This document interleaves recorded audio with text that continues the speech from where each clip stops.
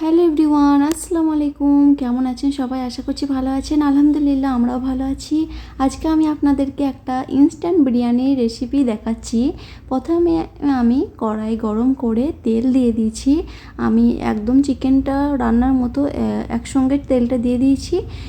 তেলটা দেওয়ার পর আমি লবণ দিয়ে দিই, নইলে কিন্তু ছিটকে যাওয়ার চান্স আছে, সেই জন্য তেল দেওয়ার পর লবণ দিয়ে দিতে পারেন আপনারা। তারপরে আমি একটা আলু নিয়েছি, একটা আলু ছোট সাইজের পিস করে নিয়েছি। সেজা পাপার আমার হয়ে যাবে।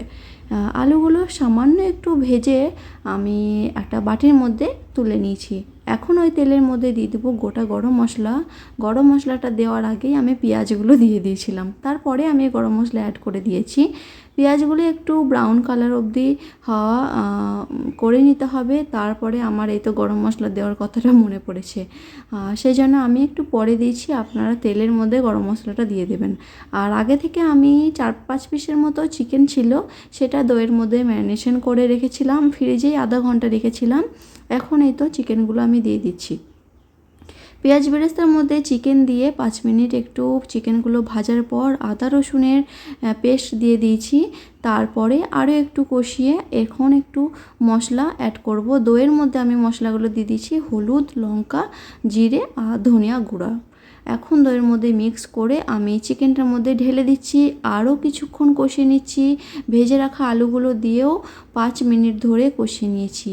কিছুক্ষণ ঢাকনা দিয়েছিলাম, তারপরে আরও 5 মিনিট কষিয়ে নিয়েছি। তারপরে আমি এই বিরিয়ানির মশলা কিন্তু অ্যাড করে দিচ্ছি।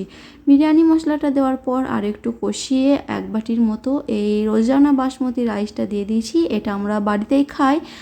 বিরিয়ানির যে রাইসটা হয় সেটা কিন্তু আজকে দিইনি, আজকে হচ্ছে এই রাইসটা দিয়েছি। রোজানা বাসমতি রাইসটা খুব তাড়াতাড়ি হয়ে যায়, কিন্তু একটু চালটা ভাঙা থাকে, সেই জন্য হয়তো তাড়াতাড়ি হয়ে যায়। আর এমনিতেও এটা আমরা বাড়িতেই খাওয়া হয়, ভাবলাম এই চালটা দিয়েই আজকে এভাবে বিরিয়ানিটা বানিয়ে নিই। 1 বাটির মতো চাল দিয়েছিলাম, 2 বাটির মতো পানি দিয়ে দিচ্ছি। পানিটা কিন্তু গরম পানি দিতে হবে, এটা লক্ষ্য রাখবেন।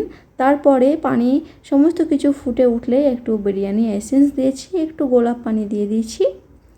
এখন আমি ঢাকা দিয়ে দিচ্ছি। ঢাকা দিয়ে একদম ফ্লেমটা লো রেখেছি।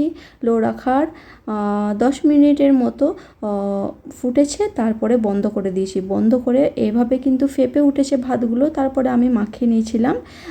মাখিয়ে নেওয়ার পরে আরও 5 মিনিট আমি রেস্টে রেখে দিয়েছিলাম। তারপরে কিন্তু আমরা খাওয়ার জন্য পরিবেশন করেছি। এই ছিল আমার বিরিয়ানির ফাইনাল লুক। খেতে কিন্তু হেভি হয়, দারুণ হয়।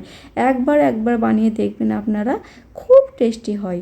আর এই ছিল আজকের আমার ইনস্ট্যান্ট বিরিয়ানির রেসিপি। কেমন লাগলো অবশ্যই কিন্তু জানাবেন। আর ঠিক আছে, দেখা হচ্ছে পরের কোনো নতুন ভিডিওতে। আল্লাহ হাফিজ, ভালো থাকবেন সবাই।